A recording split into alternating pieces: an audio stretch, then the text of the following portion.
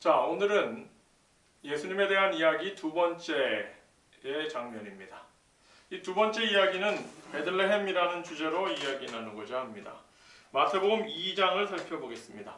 우리가 지난 시간에 살펴본 바와 같이 임마누엘로 예수님은 그의 임함, 그의 초림이 시작되었습니다. 이제 구체적으로 그 예수님이 임하는 장면이 보여지는데 바로 태어나는 장면이 보여지는데 바로 베들레헴에서 태어난다라는 것입니다. 이 베들레헴에서 태어나는 장면에서 어떤 면에서 좀 특별하게 동방박사들이라는 사람이 등장합니다. 이 사람들은 이스라엘 사람이 아니었습니다. 메시아를 기다리던 민족이 아니었던 것입니다.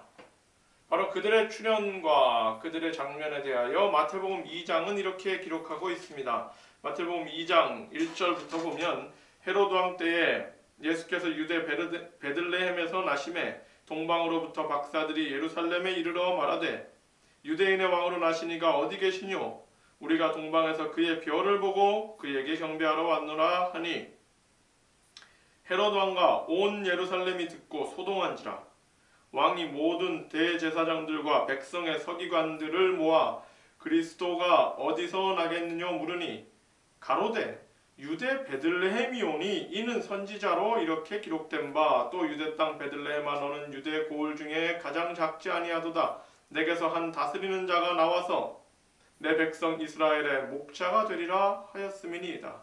이에 헤롯이 가만히 박사들을 불러 별이 나타난 때를 자세히 묻고 베들레헴으로 보내며 이르되 가서 아기에 대하여 자세히 알아보고 찾거든 내게 고하여 나도 가서 그에게 경배하게 하라. 박사들이 왕의 말을 듣고 갈새 동방에서 보던 그 별이 문득 앞서 인도하여 가다가 아기 있는 곳 위에 머물러 섰는지라. 저희가 별을 보고 가장 크게 기뻐하더라.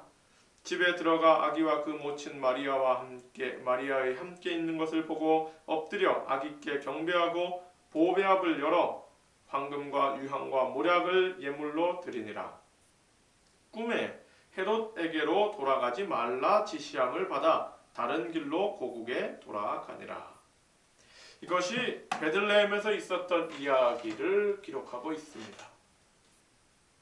이 베들레헴, 예수님은 왜 예루살렘이라는 곳, 유대의 왕으로 나실이라면 당연히 이스라엘의 핵심 도시고 수도였던 가장 화려했던 곳 예루살렘에 태어나는 것이 맞는 것 같지만 그 예루살렘 옆 베들레헴이라는 작은 도시에서 태어났습니다.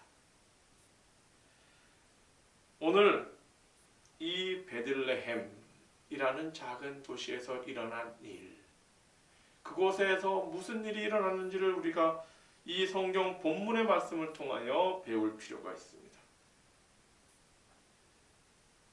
우리는 우리의 삶을 돌아보면요, 뭘 못해서 문제가 될 때가 많이 있습니다. 그런데 그 못한 이유에 대하여 살펴보면 우리가 무엇을 몰라서 못한 것은 별로 문제가 되지 않습니다. 알면 그때부터 하면 되는 것입니다. 몰라서 못한 것은 그렇게 문제되지 않아요. 제 아이 중에 둘째는 항상 자기 실수를 이야기할 때 항상 붙이는 말이 있습니다. 아빠, 내가 모르고 동생을 때렸어. 내가 모르고 물을 엎었어. 내가 모르고를 항상 이야기합니다. 왜 그럴까요? 엄마 아빠가 그 아이에게 말해준 것이 있거든요. 모르고 한 실수는 용서가 된다. 이 아이는 그것이 항상 마음에 남아 있었기 때문에 무슨 일이든지 꼭 혼날 것 같으면 내가 모르고를 이야기합니다. 실제로 우리는 모르고 한 일들은 그렇게 문제되지 않습니다. 그런데 진짜 문제는 알면서도 안 한 게 문제가 됩니다. 여러분 어떻습니까? 여러분의 부부 사이에 어떻게 상대를 대해야 되는지 모르는 사람이 있습니까? 부부 사이에서 얼마나 상대를 존중하고 얼마나 사랑해야 되는지 모르는 사람 없지 않습니까? 그런데 우리가 아는 그대로를 하느냐? 거기서 문제가 나는 거죠. 여러분의 자녀들, 여러분, 우리가 자녀를 어떻게 대해야 되는지 모르는 사람이 있습니까? 우리는 더구나 그리스도인들로서 더 사랑으로, 더 감사하는 마음으로 하나님께서 우리에게 맡겨진 존재라, 선물로 주신 존재가 이 자녀들이다. 얼마나 귀하게 봐야 됩니까? 세자녀 지도법, 뭐 여러 가지 참고 서적들을 통해서 자녀들을 얼마나 바르게 키워야 되는지, 얼마나 잘해야 되는지 모르는 사람은 없죠. 다 알죠. 그러나 다 알지만 다른 어떤 것들 때문에 아는 그대로 못했을 때 진짜 문제가 되는 것입니다. 그때 진짜 큰 실망이 되는 것입니다. 다 아는데 내 감정을 주체를 못해서, 다 아는데 다른 욕심이 커서, 배우자에 대하여 얼마나 사랑하고 존중해야 되는지 다 아는데 내 자존심이 너무 앞서서 싸움이 나고, 자녀들에 대하여 얼마나 사랑하고 얼마나 그 아이들을 바르게 인도해야 되는지 아는데 내 자식을 자랑하고 싶은 욕심에 그 아이들을 힘들게 하고, 우리는 다 알면서 그 아는 대로 실천하지 못하는 다른 이유들 때문에 우리의 삶에 문제가 되는 것입니다. 어떤 사람은 이런 말을 했습니다. 마크 트웨인이라는 사람이 이런 말을 했다는데요. 다른 사람은 모르는 것을 알려고 고민한다. 그러나 나는 아는 그것 때문에 고민한다. 살아있는 양심의 이야기죠. 우리는 성경에 대하여 뭐 더 알려고, 많이 배우려고, 모르면 이상한 거고 알아야 된다라고 생각하며 살아가지만, 사실 우리에게 중요한 것은 그 아는 그대로를 어떻게 반응하느냐의 일인 것입니다. 오늘 우리가 살펴보는 이 마태복음 2장에 예수님의 탄생과 동방 박사들의 이야기에서도 똑같은 일들이 일어납니다. 이 동방 박사들, 그들은 이방신께 헌신하던 사람들입니다. 바벨론 지역에 있었던 다른 신을 바라보던 사람들이었을 것입니다. 그 다른 신들을 위하여 별을 연구하고 다른 신들을 위하여 평생을 살았을지 모릅니다. 그런 그들에게 특별한 별이 보이는 것입니다. 뭔가 특이한 한 가지가 보인 것입니다. 그것을 통하여 여러 가지를 문헌들을 연구하고 살펴봤을 때 어쩌면 그들의 문헌 연구는 그 오래전에 몇백 년 전에 그곳에 살면서 기록을 남겼던 다니엘의 기록을 들춰보게 됐을지도 모릅니다. 그리고 이 특별한 별은 뭔가 저 서쪽에 살고 있는 민족인 이스라엘 민족과 연관이 되어 있으며 그들의 왕이 태어남을 보여주는 특별한 징표일 것이다 라는 생각을 하고 그들이 낙타를 타고 사막을 거슬러 예루살렘까지 왔던 것입니다. 그런데 그 예루살렘에 와서 그들은 당연하게 생각하고 그들에게 물어봅니다. 유대의 왕으로 나신 이가 어디 있느냐라고 물어봅니다. 이 동방 박사들의 질문은 우리가 본문을 읽어보면 온 예루살렘을 소동하게 했다라고 합니다. 이때 유대의 왕으로 있었던 헤롯 왕도 놀랐습니다. 외국에서 박사들이 와서 우리가 별을 연구하고 여러 가지를 연구해 보니까 유대의 왕이 날 때가 되었고 그 표시가 등장했다. 유대의 왕이 난 곳이 어디입니까? 왕이 어디 있습니까? 우리가 인사하기를 바랍니다. 라고 했을 때 당시의 왕이었던 헤롯은 내가 아들을 낳은 것이 아닌데 이게 무슨 일인가 놀라합니다. 그리고 유대에 있는 학자들을 불러서 물어봅니다. 그런데 이 유대에 있는 학자들은 헤롯의 질문, 그리스도가 어디서 나겠느냐라고 물었을 때 그들이 모르겠는데요 라고 이야기하지 않았습니다. 바로 대답합니다. 안다는 것입니다. 베들레헴에서 납니다. 선지자의 기록에 그것이 있습니다. 그러니까 그들은 언제쯤 예수가 탄생하는, 메시아가 탄생하는지, 그리고 그 메시아가 어디에서 태어나는지 다 알고 있었다는 거죠. 그런데 그 알고 있었던 그 사람들이 결국 베들레헴으로 가서 메시아를 만나기 위하여 간 사람이 있습니까? 아무도 없습니다. 박사들만 갔습니다. 그들은 그들의 신앙의 핵심, 유대인들의 신앙의 핵심인 메시아의 출현에 대하여 다 알고 있었고 모든 정보를 가지고 있었지만 정작 그 메시아가 그들 앞에 출현했을 때 그들은 그 메시아에게 반응하고 그 메시아에게로 쫓아가는 것이 아니라 예루살렘에 그냥 있었습니다. 예루살렘 어떤 곳입니까? 자기들의 삶을 보장하는 곳, 자기들의 사회적 지위를 보장하는 곳, 자기들의 삶의 필요를 채워주는 곳, 그 자리에 그대로 남아 있었던 것입니다. 다 알지만 아는 그대로 행동하는 사람들은 동방 박사들 뿐이었습니다. 여러분, 우리가 지금 살아가는 이 시대의 그리스도인들에게 중요한 핵심은 무엇입니까? 이 시대를 살아가는 그리스도인들에게 중요한 것은 예수 그리스도이며 2000년 전에 예수가 초림하셨듯이 이제 곧 예수님이 재림하실 것이라는 사실이 우리의 신앙의 핵심이며 우리에게 주어진 모든 정보의 전부가 집중되어 있는 정보는 바로 예수님의 재림에 대한 것입니다. 그런데 우리의 신앙을 돌아보면 우리는 어떻습니까?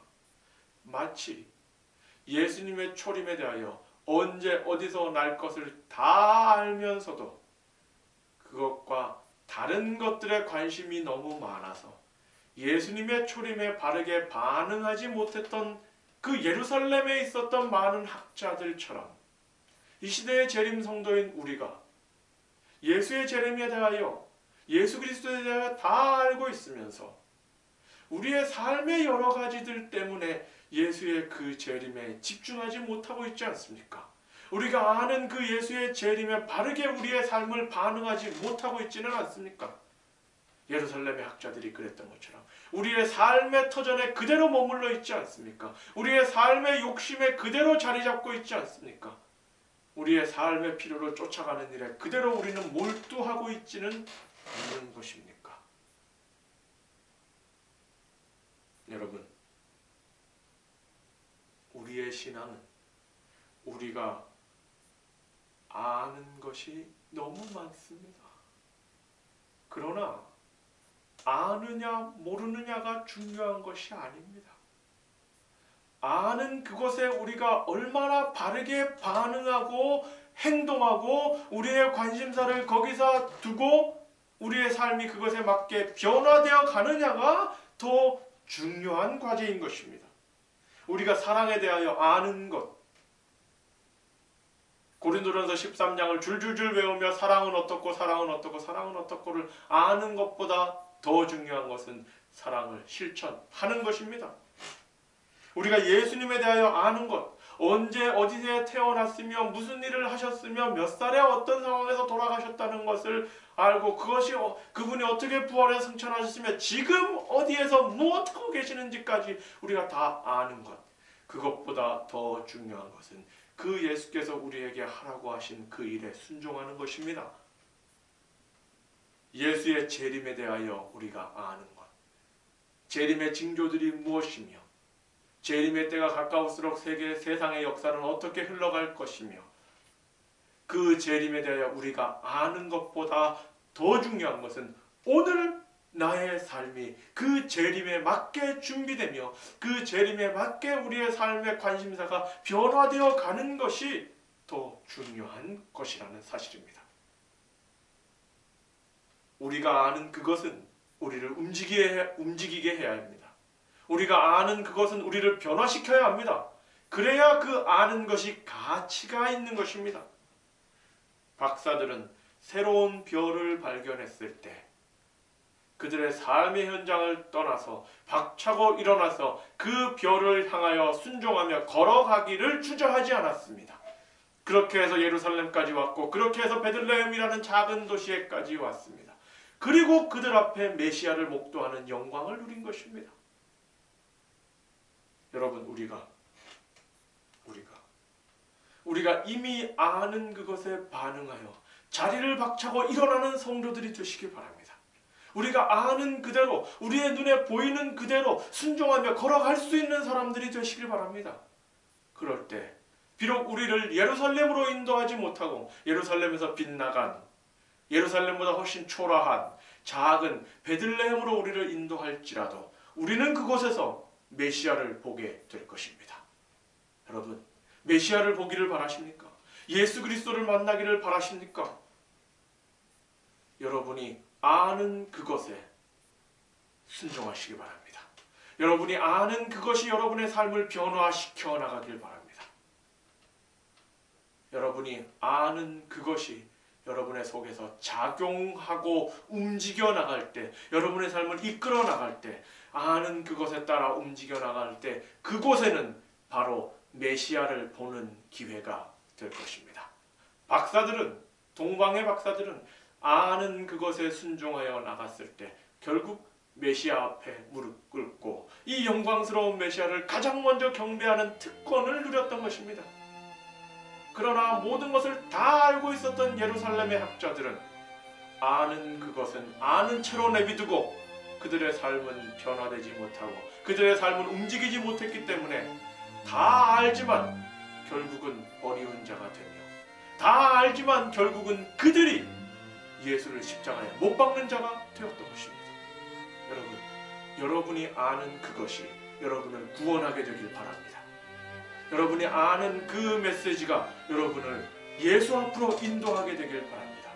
그러기 위하여 우리가 아는 그것에 순종하며 아는 그대로 우리의 삶이 변화되어가며 우리가 아는 그것이 우리의 삶을 이끌어 나갈 때 결국은 우리가 메시아 앞에 무릎 꿇는 사람이 될 것입니다. 여러분, 우리는 아는 것이 부족한 시대가 아닙니다. 다 알고 있습니다. 우리에게 알아야 될 이유들은, 알게 되는 내용들은 충분합니다. 이제는 어떤 사람이 그랬던 것처럼 더 알려고 노력하는 것보다 먼저 아는 그것 때문에 고민하고 아는 그것 때문에 더 깊이 생각하고 아는 그것 때문에 우리의 삶이 변화되어가는 그리스도인들이 되시기를 간절히 바랍니다. 바로 그럴 때 우리는 메시아를 보게 될 것입니다. 우리가 알고 있는 예수의 재림에 맞게 우리의 삶이 변화되어 갈 때 우리는 영광스러운 재림하시는 예수님을 보게 될 것입니다. 바로 그런 영광스러운 그리스도인들이 되시길 바라며 오늘 베들레헴의 이야기를 마치겠습니다.